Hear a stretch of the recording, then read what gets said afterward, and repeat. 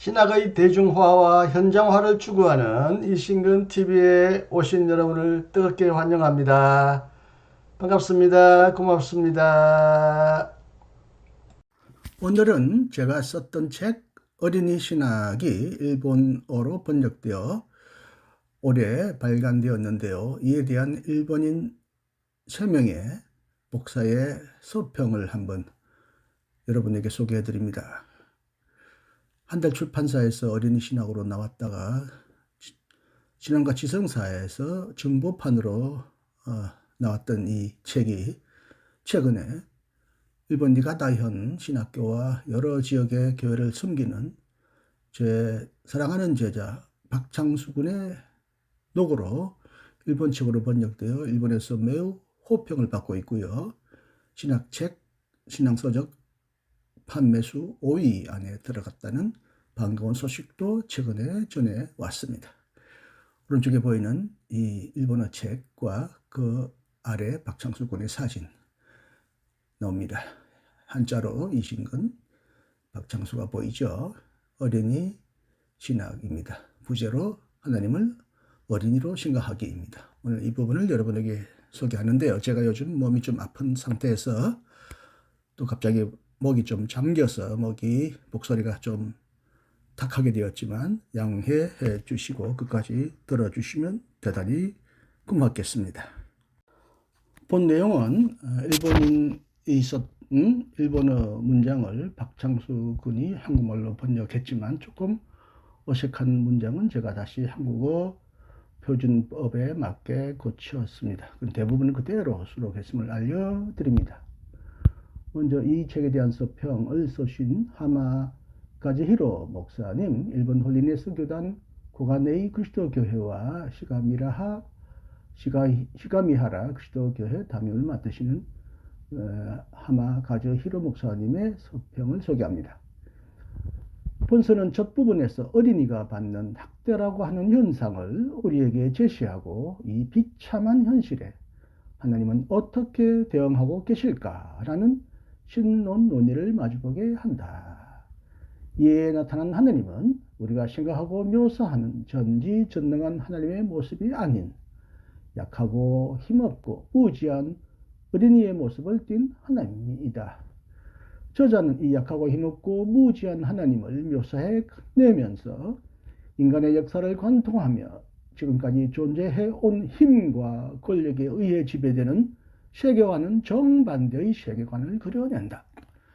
저자는 그 정반대의 세계관 가운데서 힘과 권력을 지향하는 세계에 맞서서 살며 순환의 죽음에 이른 예수 안에서 가장 작은 자이며 학대당한 어린이의 모습을 보며 그 모습 가운데서 하나님과 그리스도의 모습을 게다가 인간의 본래 모습인 하나님의 형상이 성장하여 성숙한 하나님의 형상으로서의 그리스도인의 모습을 보고 있다. 그렇기에 예수는 하나님의 나라는 어린이와 같은 자의 나라다라며 어린이를 하나님의 나라로 초대하신다. 본서는 교의학적인 내용을 갖는 책이지만 동시에 가부장적인 남성 중심주의의 토대를 둔 지배와 억압의 구조를 갖는 사회에 대한 통렬한 비판과 반성을 촉구하는 책이기도 하다. 또한 하나님을 이 세계를 지배하는 전지전능한 하나님으로 이해하며 이로부터 죄 용서를 주제로 하여 구축된 종래의 신학에 대한 비판과 반성을 촉구하는 책이기도 하다.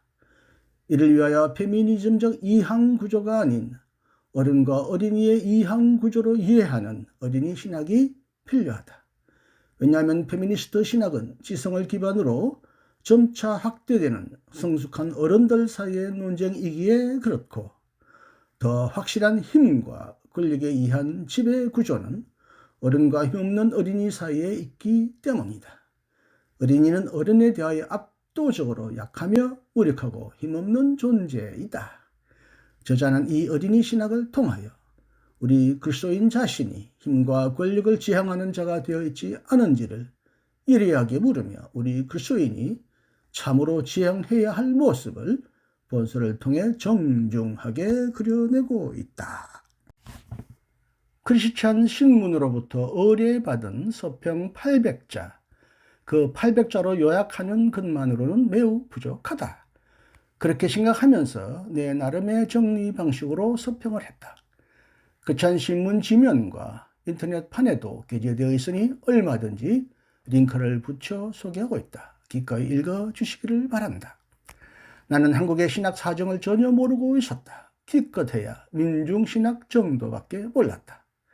그렇기에 나의 의식 가운데는 한국 기독교는 실로 열심 있고 경건한 그리스도인이 많고 존경받을 만한 나라이지만 신학적인 토양은 그 정도에 미치지 못할 것이라는 의식이 자리하고 있었다. 그러나 이번에 크리스찬 신문이 내게 이 신건 선생의 어린이 신학, 하나님을 어린이로 생각하기에 대한 서평을 의뢰하여 본서를 읽고 엄청 놀랐다. 지극히 수준 높은 신학적 내용이 형성되어 있었기 때문이다.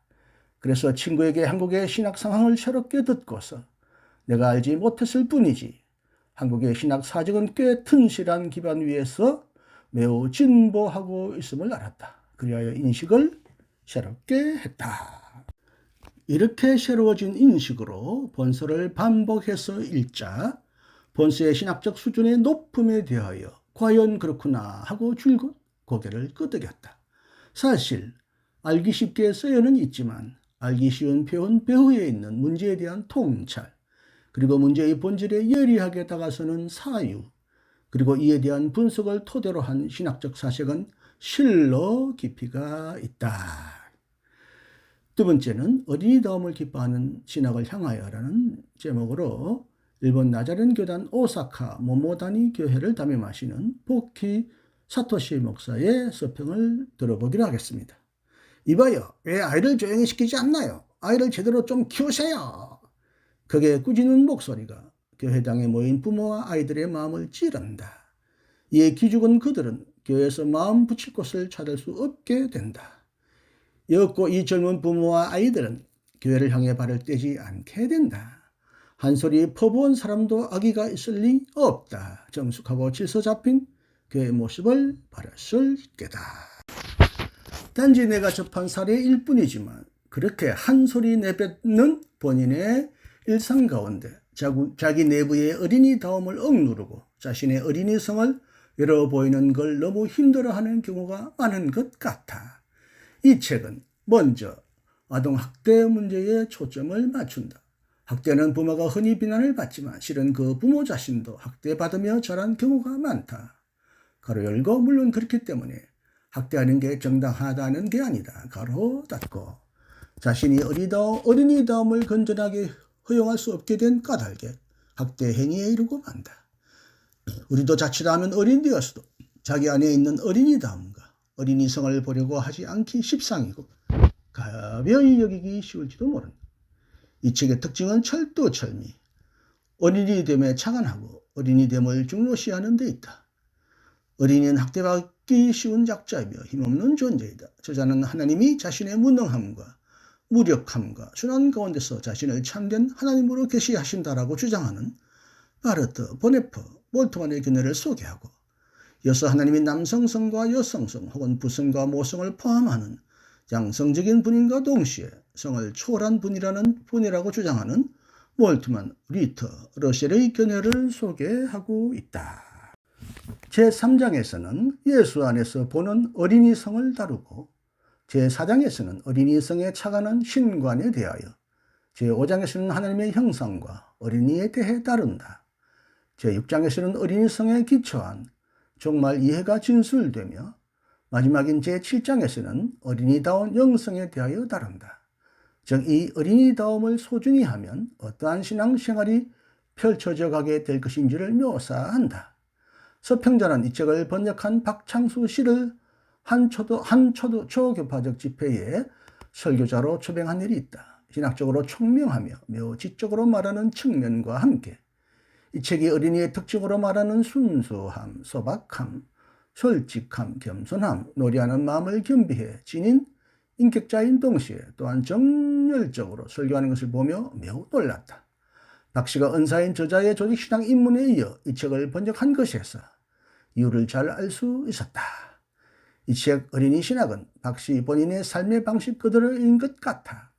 이 책을 읽는 가운데 어린이다움을 더욱 받아들이고 교회가 약함 가운데 있는 어린이들을 더욱 잘 받아들일 수 있기를 바람하지 않는다. 마지막 세 번째로 어린이 신학에 대한 소감이라는 제목으로 일본 장로교회 이케노베 그리스도교회를 담임하는 고가와 가주오 목사의 서평을 듣겠습니다. 하나님을 아버지라고 하는 것만으로는 가부장권을 가속하고 어머니로 생각하는 것도 불충분. 하나님을 어린이로도 볼 때의 다이나믹한 하나님 이해, 신앙 이해, 인간관계의 쇄신을 전개한다. 서로는 한국의 아동학대, 육아 방기, 신체적 학대, 성적 학대, 그리고 부모가 자녀에게 자신을 투영하는 과도한 간섭 속박으로부터 시작한다. 해방신학의 새로운 관점으로 명확하고 시원하게 다루는 부분이 아주 많다. 현대신학과에 만나게 되기도 하고 저자가 가진 시인 같은 감각으로 선택한 언어에도 매료된다. 기대 이상일 거다. 추천합니다. 개인적으로는 어린이를 너무 이상화, 전형화하고 있다는 느낌도 있다.